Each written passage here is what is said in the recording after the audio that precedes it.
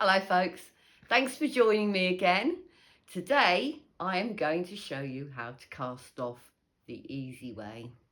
So I've got some knitting here that I'm not too proud of, so I'm going to use this to demonstrate how to cast off. So the first thing you need to do is you need to have a look and see what size needles you're using.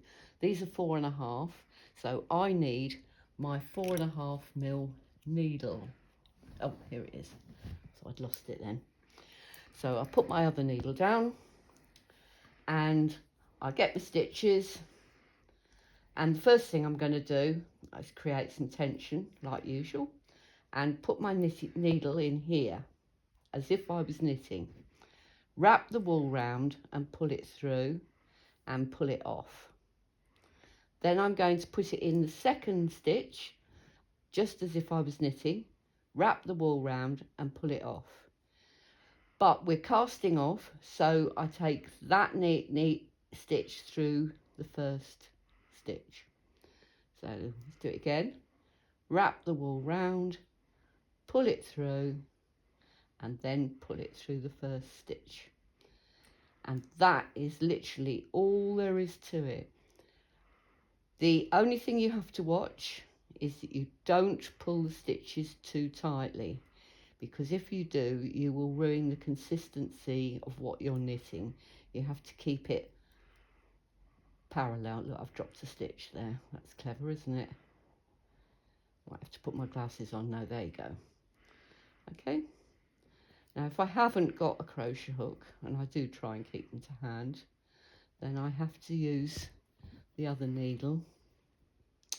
And what I do is I knit the stitch and then I physically take the old stitch over the top. Now I know people that knit with both needles in their hands do it slightly differently. They do it like this.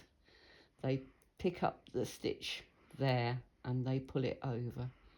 I find that really awkward, which is why I invented, or why rather I do use the crochet hook.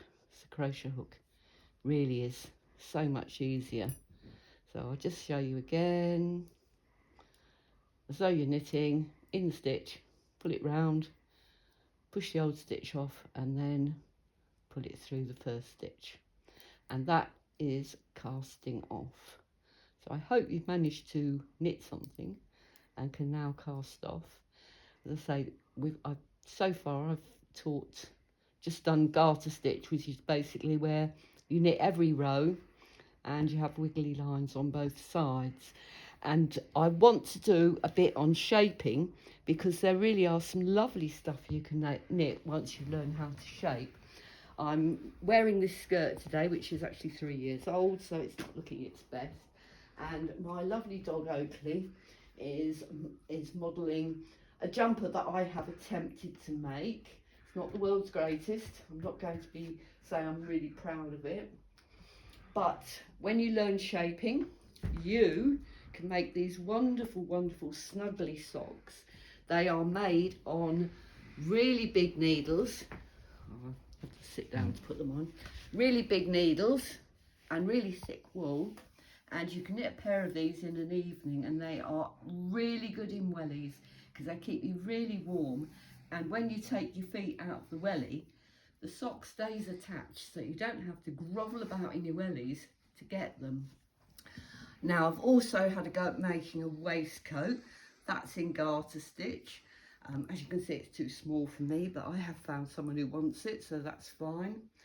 And I have knitted these gloves. These are all in garter stitch and they are fully fitted, and I've actually got a pattern for this, which is in my Revelry store.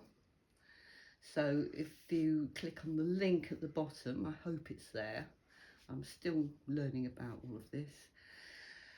And you can knit these. You actually knit them all in one piece and then you sew them together and they come out like that, and they're fully fitted. So you've got it narrower on the bottom than on the top, and you've got a fitted bit for the wrist. So that's it for today. Next time I am going to show some shaping so that you can start knitting something a bit more exciting. But if there's anything you'd like me to cover, just send me a comment. I do read all the comments. Anyway, lovely to see you. Bye.